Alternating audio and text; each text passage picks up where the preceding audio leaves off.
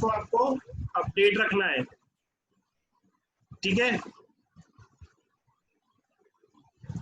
Recording को आपको asset management में इन चीजों से दुरुपयोग रोका जा सकता है, उसका नियंत्रण रखा जा सकता है और संबंधित कर्मचारियों को उसकी जिम्मेदारी निश्चित की जा सकती है। संपत्ति रजिस्टर को आपको सतत रखना है, मतलब कंटिन्यूस चलते रहना। सर हमने एक बार आपको मार्च 18 का बना के दे दिया, तो ऐसा नहीं है कि अब मार्च 20 हो गया तो मार्च 19 का बनाइए, 20 का बनाइए, 21 का बनाइए, 22 का बनाइए, ठीक है। आपको एंट्रियां तो अप्रैल 22 से चालू कर दीजिए। अगर 2 साल का नहीं है तो 2 साल का किसी को दे दीजिए बनाने के लिए, किसी प्रोफेशनल को, है ना। उससे क्या होगा कि आप लोगों को काम जो आप लोगों ने करा है, आप लोगों ने स्टार्ट करेंगे तो आपको वो बनी बनाई चीजें बेस वाली मिल जाएगी। देखिए हमारा कॉन्ट्रैक्ट था मार्च 18 तक का, हमने उस चीज को कंप्लीट कर दिया। मार्च 19-20 तक का हमारा कॉन्ट्रैक्ट नहीं है, लेकिन क्योंकि आप लोग अभी से काम चालू, 2 साल का गैप हो गया, 2 साल का जो गैप हो गया है उसको तो भरना ही पड़ेगा, तो उसको आप ऐसे भर सकते हो, ठीक है। साल दर साल का किसी को एक को आप कॉन्ट्रैक्ट पे दे सकते हो, जिसकी लागत आपकी ₹1,00,000 से कम होगी, तो बिना टेंडर के वो काम किया जा सकता है, बिना टेंडर के काम वो किया जा सकता है, ठीक है सर। प्रत्येक वर्ष के अंत में वित्तीय विवरण पत्रक तैयार करने हेतु अंतिम शेष ज्ञात किया जाएगा। वर्ष के अंत में अंतिम शेष ज्ञात कर लिया जाएगा। अब ये लिखा है Madhya Pradesh municipal accounts manual के अनुसार नगरीय निकाय स्थानीय की स्थायी संपत्ति को विभिन्न पंजियों का निर्धारित किया जाएगा। देखो सर FA28 मैंने आपको दिखाया था,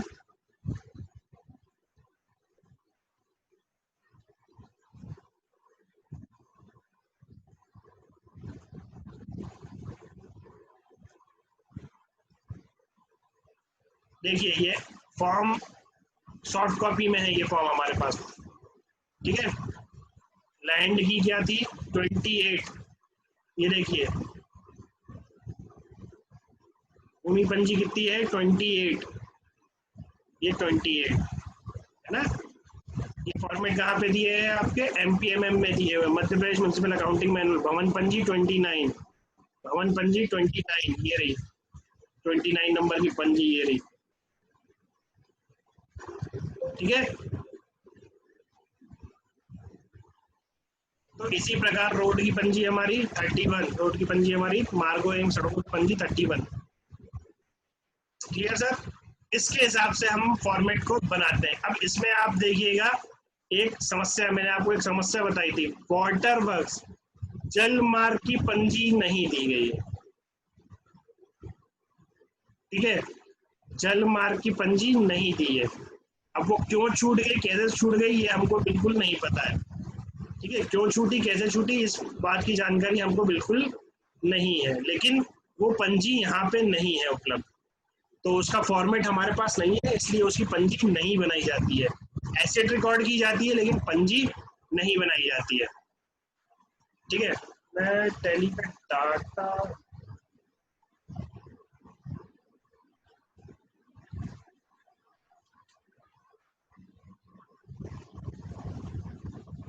ठीक है।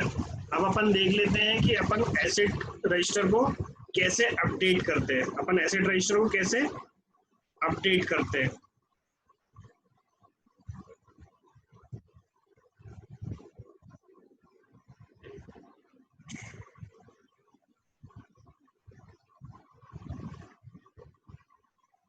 हाँ ये रहा।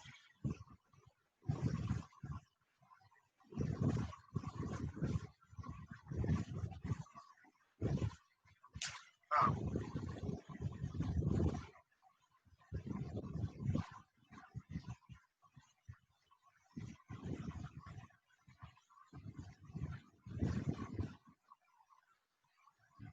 चलो अपन टैली खोल के देख लेते हैं। हमारे पास जो टैली का डाटा है वो अभी हमारे पास है पिपलौदा का। अपन देख लें सोयत कला की टैली, सोयत कला की 17-18 की एंट्रीज कंप्लीट हो चुकी है, ठीक है। तो उस एंट्रीज को हमने बना भी दिया है आपका,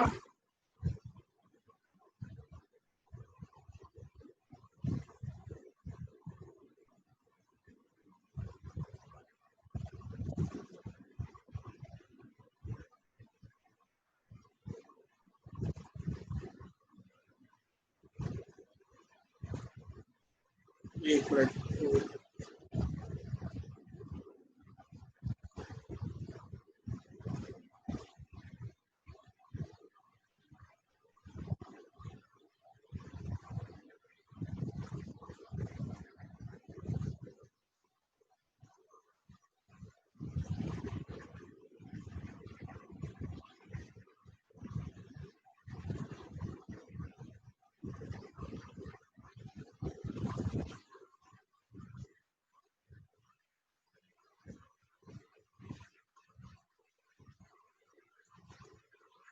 हाँ,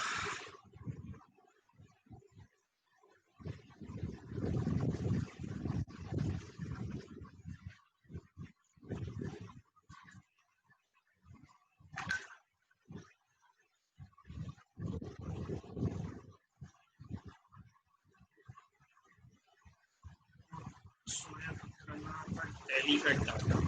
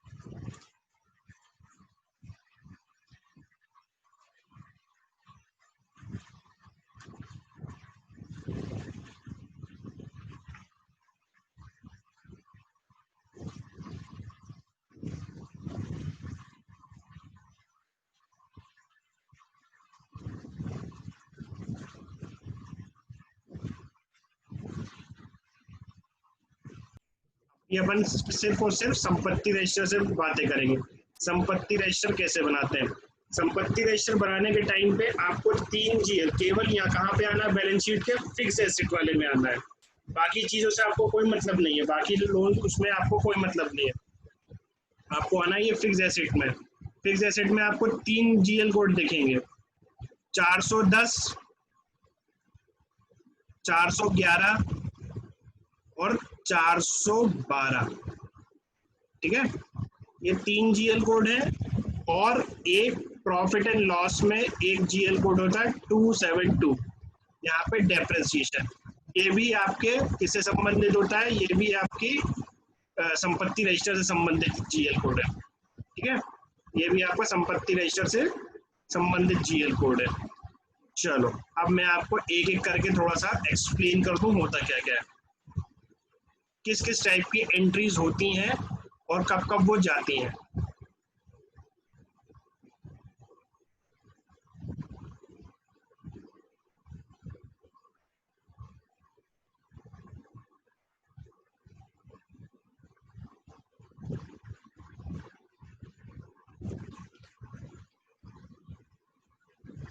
मैंने आपको कहाँ कहाँ तक की एंट्री बता दी थी? 412 टू कॉन्ट्रैक्टर। ठीक है, ये किस चीज की एंट्री थी? CWIP बनाने की। फिर 410 टू 412, ये CWIP टू एसेट। ठीक है, यहाँ तक की बता दी थी अपन ने। 410 में ये एसेट आ गई आपकी। अब देखिए, अब इसके बाद क्या होता है? अब इसके बाद मुझे इस पे डेप्रिसिएशन लगाना है। तो होता क्या है, अगर नॉर्मल जगह होती, नॉर्मल अकाउंट्स हम बना रहे होते, तो हम क्या करते? हम डेप्रिसिएशन लगाते हैं। तो डेप्रिसिएशन का हमारा GL कोड है 272। ठीक है, और लगा देते हैं हम इसको 410, यानी उसकी हम मूल लागत को हटा देते हैं। यानी अब वो कितने की दिखेगी? 9 लाख की दिखेगी। अब वो कितने की दिखेगी? 8 लाख की दिखेगी, ऐसा ऐसा करके हम उसमें दिखा देते हैं, ठीक है। लेकिन लेकिन यहाँ पे क्या प्रॉब्लम होती है, मान लीजिए जैसे कोई रोड है, मैं आपको ये फिक्स एसेट रजिस्टर में दिखाता हूँ, ये रोड है, क्या इस कीमत को आप बार बार बदलेंगे? आपने एक बार स्थायी संपत्ति रजिस्टर बना दिया तो आपकी जो कुल लागत है सर, ये जो आपकी कुल लागत है, क्या इस कीमत को आप बार बार बदलोगे क्या? ये सॉरी, ये है आपकी कुल लागत, ये आपकी कुल लागत है, ठीक है। क्या इस कीमत को आपको बार बार बदलोगे क्या? नहीं, लागत कभी नहीं बदलती है, लागत कभी नहीं बदलती। कोई रोड आपने 10 लाख की बनाई तो वो 10 लाख की उसकी लागत है। तो एमपीएमएम ने बोला है कि जब भी आप संपत्ति रजिस्टर को रिकॉर्ड करेंगे या संपत्ति अपने एसेट में रिकॉर्ड करेंगे तो उसकी मूल लागत तो वहीं की वहीं रहेगी, यानी ये जो लागत है,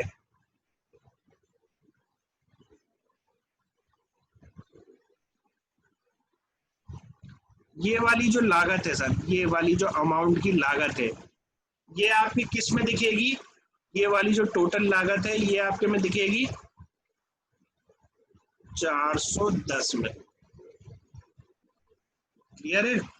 आप अपने यहाँ सामने संपत्ति रजिस्टर खोल लीजिएगा और अपना बैलेंस शीट खोल लीजिएगा तो आपको वो सब चीजें दिखाई देंगी अलग अलग से, ठीक है।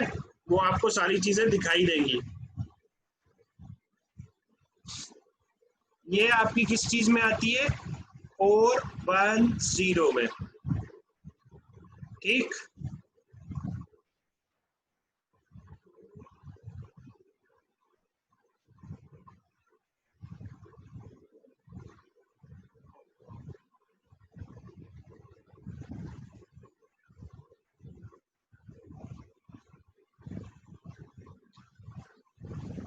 ये जो कुल है ये क्या है?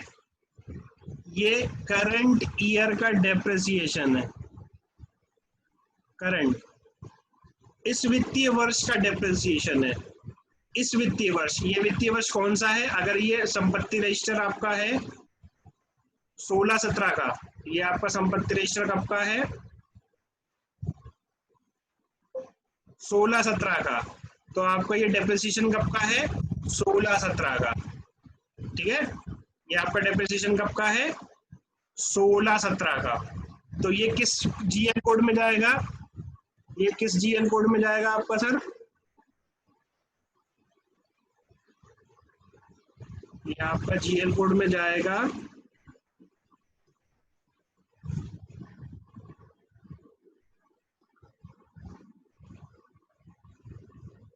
272 में, 272 करंट ईयर का डेप्रिसिएशन है।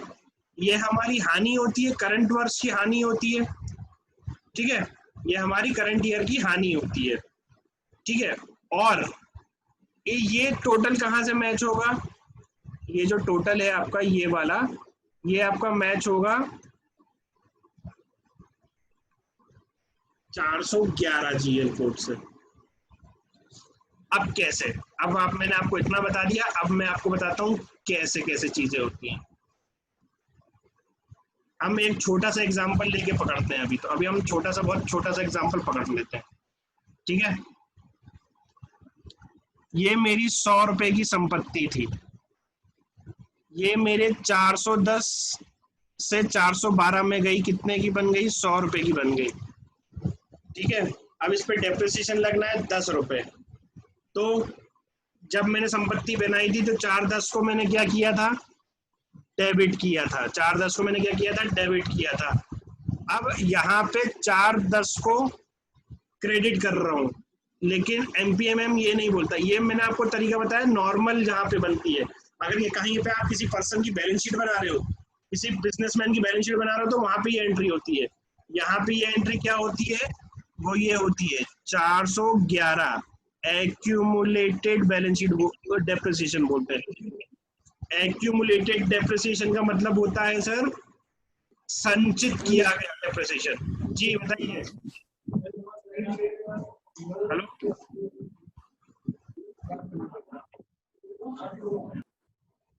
एक्यूमुलेटेड डेप्रिसिएशन का मतलब होता है संचित किया हुआ डेप्रिसिएशन, है ना। संचित का मतलब ये है कि आज साल तक, जिस साल तक, ये देखिए आप, ये संचित मूल्य शरण देख रहे हैं आप, संचित किया हुआ यानी संपत्ति की उत्पत्ति से, संपत्ति की उत्पत्ति से कैसे, मान लीजिए ये 14 से है, तो 14 जुलाई 2014 से लेके 31 मार्च 17 तक इस संपत्ति पर कितना कुल डेप्रिसिएशन लग चुका, कितना कुल डेप्रिसिएशन लग चुका, अगर ये आपको जानना है तो ये आपको कहाँ देखना पड़ेगा, आपको देखना पड़ेगा 4/11 पे, ठीक है। तो 4/11 पे, अच्छा, हम टैली पर एक एक एसेट नहीं चढ़ाते हैं सर, मैं आपको क्लियर कर दूं, हम टैली पर एक एक एसेट नहीं चढ़ाते हैं। उसकी वजह यह है कि आपके यहाँ तो मान लो 100-150 है, कईयों के यहाँ 500 हो सकती है, कईयों के यहाँ 600 हो सकती है, कईयों के यहाँ 1000 हो सकती है। तो हम क्या करते हैं, हम पहले एक्सेल पे बना लेते हैं और टोटल अमाउंट की एंट्रियां पास करते हैं। ये तो आपको इंडिविजुअल मिल जाएंगी, ये तो आपको इंडिविजुअल मिल जाएंगी एंट्रीज, क्योंकि इसकी तो हमने पेमेंट चढ़ाई है, इनकी पेमेंट हमने चढ़ाई है, लेकिन ये डेप्रिसिएशन इंडिविजुअल नहीं बनाते, हम इसका एक ओवरऑल बना देते हैं पूरा, ठीक है। तो ये 272 में हमारा, अब यहाँ पे आते हैं वापस 4/11 में, 4/11 में कितना गया, 10 रुपए, ठीक, ये 10 रुपए। अब मैं आपको एक छोटा सा बैलेंस शीट बनाता हूँ। तो बैलेंस शीट में क्या होता है, ये आपकी होती है फिक्स एसेट, आपकी हुई कितने की हुई, आपकी 100 रुपए की हुई, ठीक है, यानी ये 4/10 हुआ आपका 100 रुपए का। अब इसमें आता है 4/11, तो वो कितने का आता है, -10 रुपए का। तो टोटल नेट वैल्यू कितनी हो जाती है इसकी, 90। आपको मैं दिखा दूं टैली पे, देखो सर, ये डेबिट है बैलेंस, ये बैलेंस आपका डेबिट आ रहा है, ये बैलेंस आपका यहाँ पे डेबिट आ रहा है, ये डेबिट बैलेंस है इसका, है ना। और ये नीचे वाले देखिए एक्यूमुलेटेड डेप्रिसिएशन का क्या है, क्रेडिट बैलेंस है, एक्यूमुलेटेड डेप्रिसिएशन का क्रेडिट। अभी इसको हाल फिलहाल को उसको मिल जाइए, ठीक है। अब इसको अगर मैं नेट देखूंगा, देखिए नेट वैल्यू कितनी आ रही है मेरी एसेट की,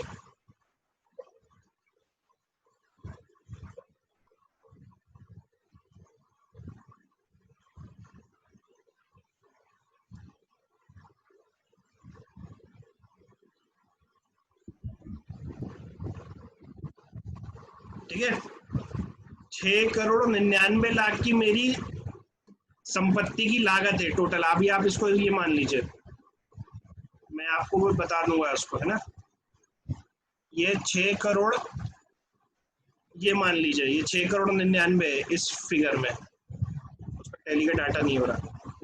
और ये आपकी किसकी कीमत है, ये आपकी 4/11, ठीक है, ये आपका 4/11 है। कौन सी अमाउंट आपकी, आपकी ये वाली अमाउंट जो टैली में आपको क्रेडिट दिख रही है,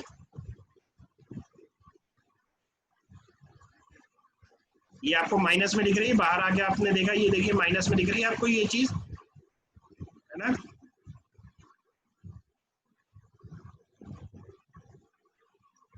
तो चीज यही है यहाँ पे, या तो आप इस 4/10 को 90 पे दिखाओ और ये मत दिखाओ।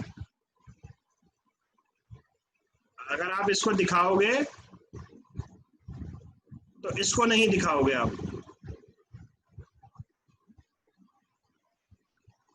ठीक है। ये आप कितने पे दिखाओगे सर, ये आप दिखाओगे 90 पे।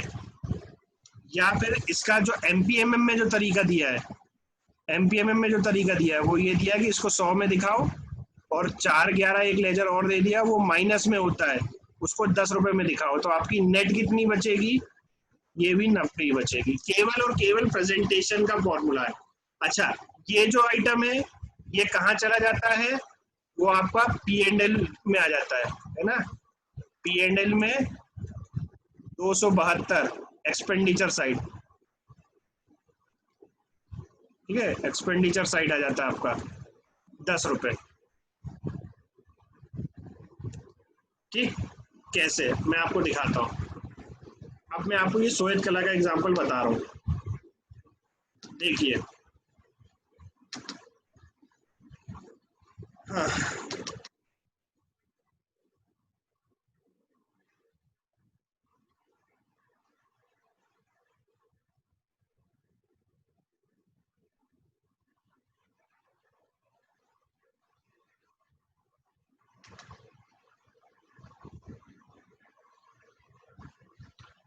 यहाँ पे टोटल डेप्रिसिएशन में प्लस कितना हो रहा है, आपके टोटल डेप्रिसिएशन में प्लस कितना हो रहा है आपके में 49,06,769, 49,06,769। ठीक है, एक्यूमुलेटेड डेप्रिसिएशन में करंट ईयर का क्रेडिट देखिए, करंट ईयर का। अब इसका डेबिट कहाँ गया, इसका डेबिट कहाँ गया है सर, प्रॉफिट एंड लॉस में आपका 49,06,769। ये देखिए, तो कौन सी एंट्री पास करी उसने, हमने कौन सी एंट्री पास करी, हमने ये वाली एंट्री पास करी, ये जो 272 411 है ना, ये डेबिट है, 272 डेबिट करा और 411 को मैंने क्रेडिट किया, तो ये वही एंट्री है। ठीक है, ये हमारी वही एंट्री है।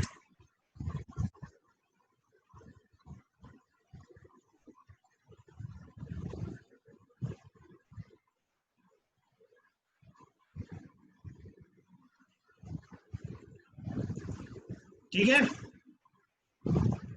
चलिए अभी तो मैं आपको टैली पे नहीं बता पाया हूँ, क्योंकि मेरे पास टैली का डाटा एक्चुअली में एक्सेल किसी और का है, टैली का डाटा किसी और का है, तो वो मैं एक करके वो मैं आपको एक्सप्लेन कर दूंगा। ठीक है, कल अपन उसको एक्सप्लेन कर दूंगा, 10-15 मिनट का ही टाइम लगेगा, बहुत ज़्यादा नहीं है इसमें। अब आपने एंट्रीज करना सीख लिया है, एसेट को ट्रांसफर करना सीख लिया, अब केवल आपको एक्सेल की वर्किंग करनी है। ये एक्सेल की वर्किंग हो सकता है मेरे से अच्छी आप लोग कर पाते होगे।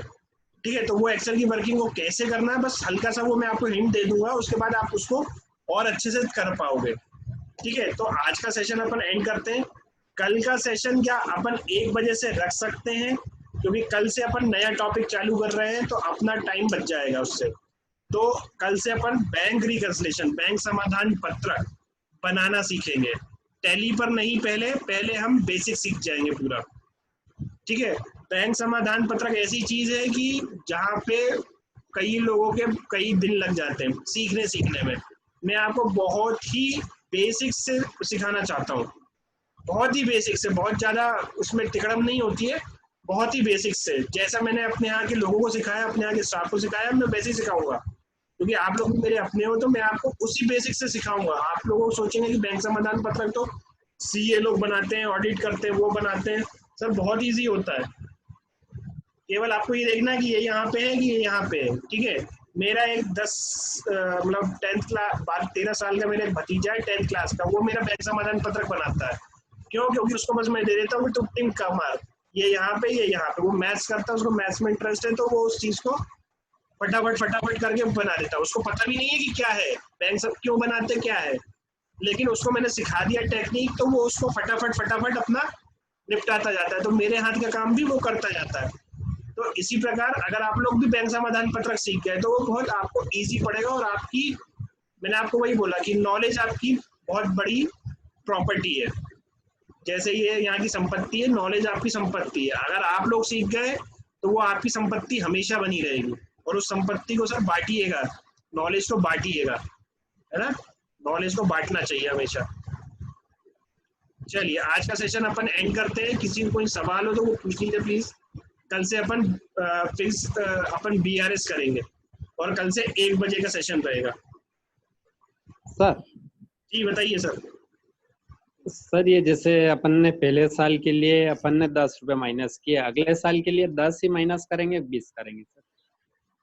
सर बिल अब देखिए, अब होगा क्या, अब इसमें एक अपन जोड़ देते हैं, एक अपन जोड़ते हैं कि ये संपत्ति हमने 1 अक्टूबर नहीं, ये हमने बनाई 30 सितंबर को बनाई। ठीक है, पहली कंडीशन।